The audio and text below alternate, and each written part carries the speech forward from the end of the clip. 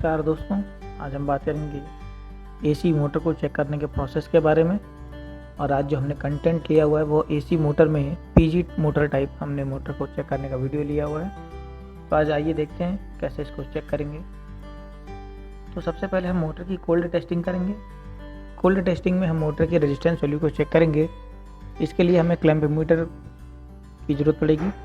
Supply machine से disconnect रहेगा और सिर्फ मोटर की रेजिस्टेंस वैल्यू चेक करेंगे। 20 डिग्री सेंटीग्रेड पर और 20 किलो ओम्स पर मीटर की सेटिंग रखेंगे। रेड और ब्लू वायर में हम रेजिस्टेंस चेक करेंगे। इसका रेजिस्टेंस वैल्यू 0.27 किलो ओम्स आ रहा है। फिर रेड और ब्लैक पर चेक करेंगे रेजिस्टेंस वैल्यू। ये हमें वैल्यू 0.25 किलो ओम्स मिलेगी। इसी प्रकार से ब्लू और ब्लैक पर जब चेक करेंगे तो रेजिस्टेंस वैल्यू हमें 0.51 किलो ओम्स मिलेगी।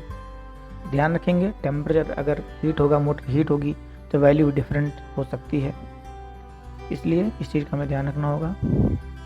इसी 3 रेजिस्टेंस को देख करके हम लो स्पीड, हाई स्पीड और मीडियम स्पीड भी जान सकते हैं।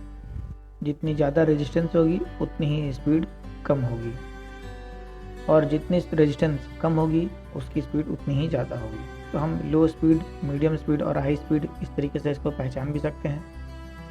अगर ये रेजिस्टेंस वैल्यू मोटर पर नहीं मिल रही है तो वो मोटर हमारी ख़राब हो चुकी है। कई बार ये बहुत ओवर हीट हो जाने पर हमें डिफरेंस मिल सकती है, तो मोटर को जब गर्म हो तो उसे हम ठंडे होने का इंतज़ार करें और फिर उसकी वैल्यू को चेक करेंगे। ये हो गई कोल्ड टेस्टिंग की बातें। आइए बात करते हैं लाइव टेस्टिंग की। लाइव टेस्टिंग में हम इस मोटर को चेक करते हैं।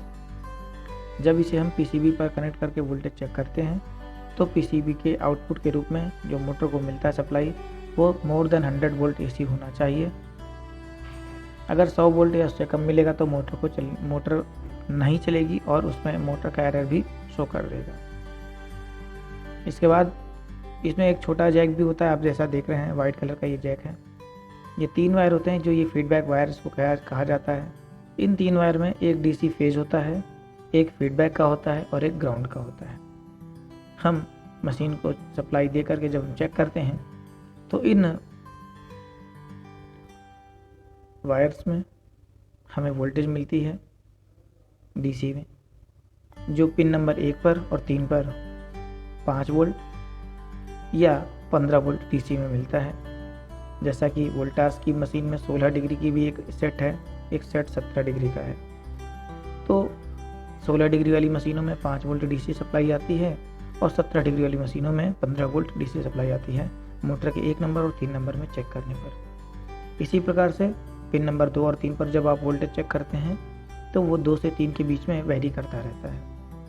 यदि ये वोल्टेज हमें पीसीबी के थ्रू मिल रही है तो हम कह सकते हैं कि हमारी पीसीबी ओके है। अगर पीसीबी से सप्लाई नहीं आई तो पीसीबी का फॉल्ट होगा या वायर ओपन होगा, और अगर पीसीबी से सप्लाई आ गई और उसके बाद मोटर नहीं चली तो मोटर का दोष होगा। इस प्रकार से आज हमने ये जाना कि पीजी मोटर को किस प्रकार से चेक किया जाता है।